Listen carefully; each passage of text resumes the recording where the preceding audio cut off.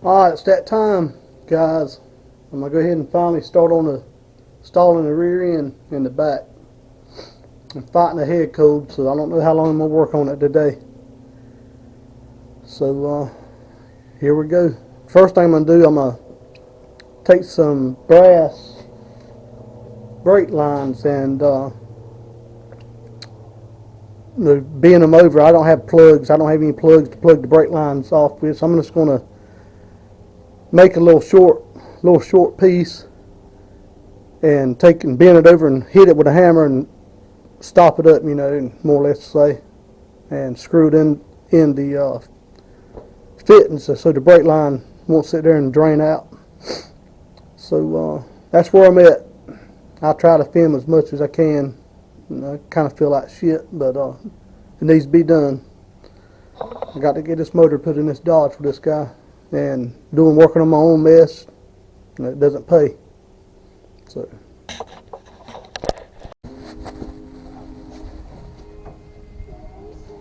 when you work by yourself like I do, you do everything you can to make it simple. So I'm going to put a pair of vice grips on it to hold it. And that works out pretty good. Keeps it from going in, and you can pull it off back there. It'll save you a whole lot of time, and you don't have to go say extra prayers to not cussing that rascal. So, as they say in Joko, I had an apple out of that bag. Let's see what's going on here. Let's see, can y'all? Oh yeah, good enough. Alright. Pop it through like that. That's all you do.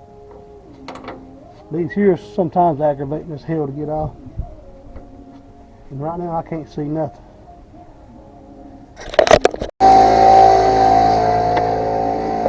Alright.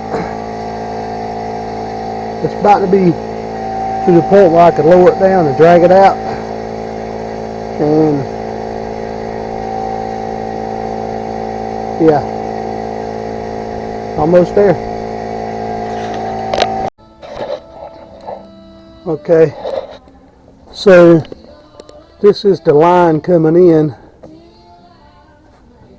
So this vent screws into the rear end, holding this bracket in. So what I'm going to do, I'm just going to cut it here and here and bend it over and beat it, because I'm going to redo my lines anyway. I ain't going to need none of this crap. And you're probably going to hear some music in the background for a little bit till YouTube mutes my video, but I'm not changing turning the radio down every time I get ready to video, so that is something I have to deal with, I guess. Alright, fixing to jerk these old springs out and put the new ones in. What I'm going to run into, because man, I'm pretty sure they're going to be way too tall. But just have to deal with it. Here's the springs I bought from Rough Country. 4-inch lift. And man, they look humongous compared to a stock spring.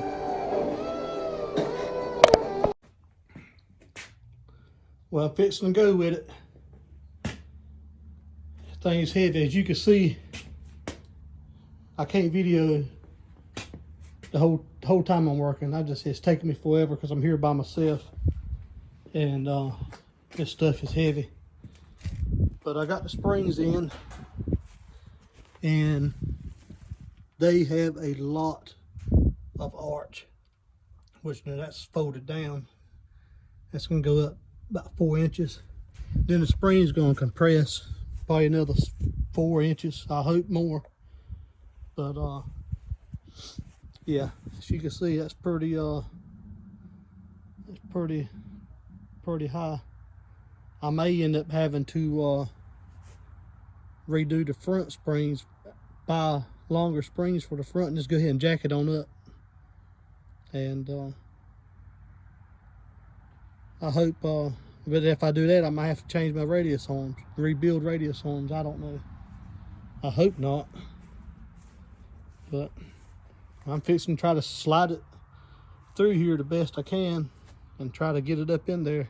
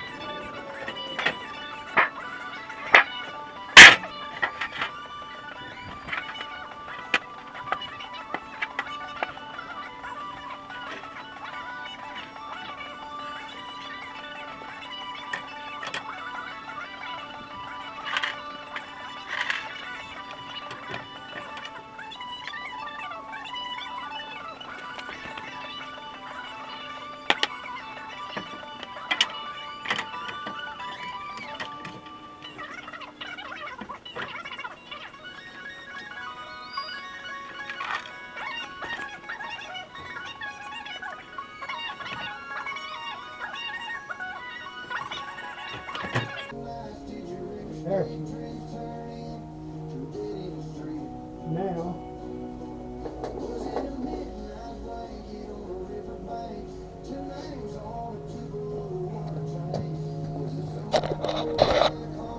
I run into a problem I'm already seeing. I'm thinking, even with the weight put on it, there's no weight on it right now, those shackles is going to shackle up, and then the spring's going to put, all the weight's going to make the spring level out. But I don't think, and it may, I'm a negative person, I guess. I just want to get my mess together. But here's center, and here's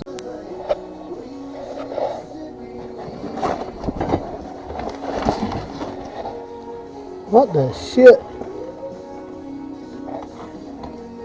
No, I'm just taking a wild guess here, but I'm thinking those are way too long. Sirius XM app, you just search your team. Clemson and Notre Dame, 82 right now. Rutgers and Ohio State, 83. Texas and Kansas State are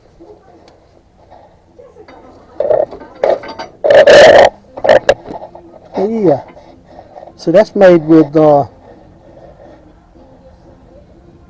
factory blocks too, I guess. Man, that's way too. I can't hold this camera. That's way too long.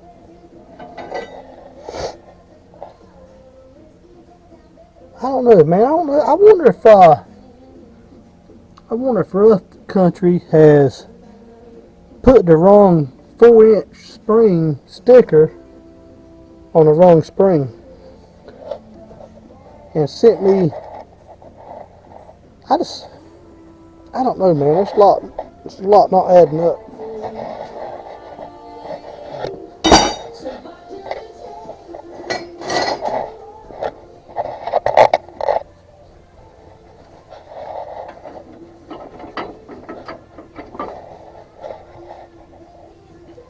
I might have to put these ones to come off the van back on it until I can figure something else out.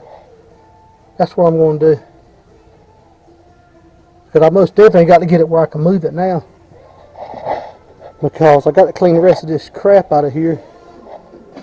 I got to clean all this mess up where I've been working on this thing. All the old parts come off the old front end.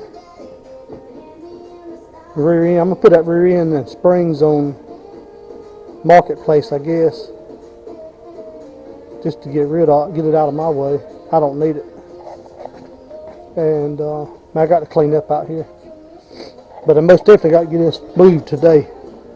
And I know the U-joint is going to be too small for the F350 yoke. But I'm going to put it on there and tighten it up. You know, maybe I won't mess up the yoke just by moving it around in the yard to get it where I could just, you know, I got to be able to move it. I got to get my lawnmower back in, and just got a lot to do.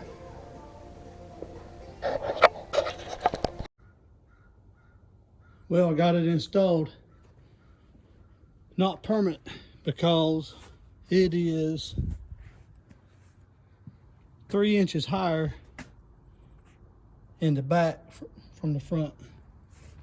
I can either put bigger springs on the front and jack it on up higher, or put the rear end on top of the lee spring instead of underneath. And I think that's what I'm going to do. I'm going to try that tomorrow if it's weather's nice as it was today. And see if that lowers it enough. I'm thinking it will. But if not, I'm just going to have to put it back like this, get my angle like it needs to be, and weld my brackets down there. So none of that's done because I might move it tomorrow. So, but that's where I'm at now. Parking brake cables, got to hook all that up, but you know, ain't worried about that right now. As you see, I still need to pick the front of the pumpkin up because it's not right. So, well, at least I got it up under there, springs installed. So, I guess tomorrow we'll go from there.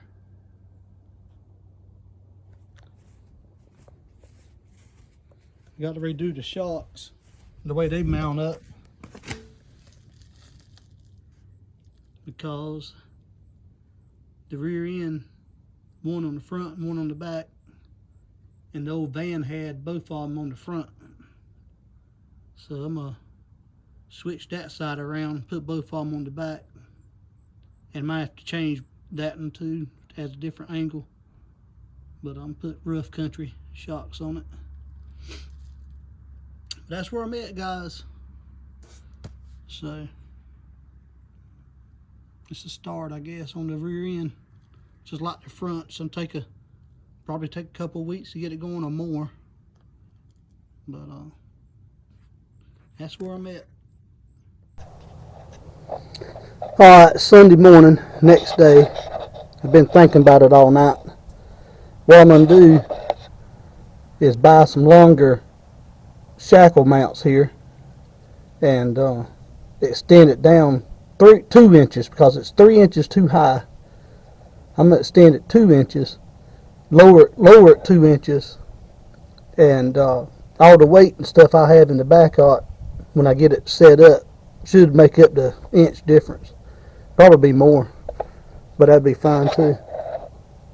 So today, if I get a chance, I'm going to come out here, re-angle my yoke angle there, get it like it needs to be. Then I'm going to tack the mounts up under the springs. Go ahead and tack and weld them to the rear end. And I got to get online and do something about a U-joint, a dual size U-joint, because the U-joint on the van is smaller than the yoke of a F350. But they make U-joints that's dual size, and I don't know why. I reckon because people doing stuff like this and drag cars, I guess, I don't know. But I'm going to buy a yoke just for the time being so I can move it around in the yard. So I might end up just getting an F350 dry shaft, and when I get ready to make the dry shaft to make up the difference for the transfer case, I just use a bigger dry shaft for the F350. So that's where I'm at. So I don't know how much I get done today because it's Sunday. I got to order some rear shocks too. I'm going to get on rough country and order those. Same as the fronts. Be the same size and everything. So, alright guys. Catch y'all next go around.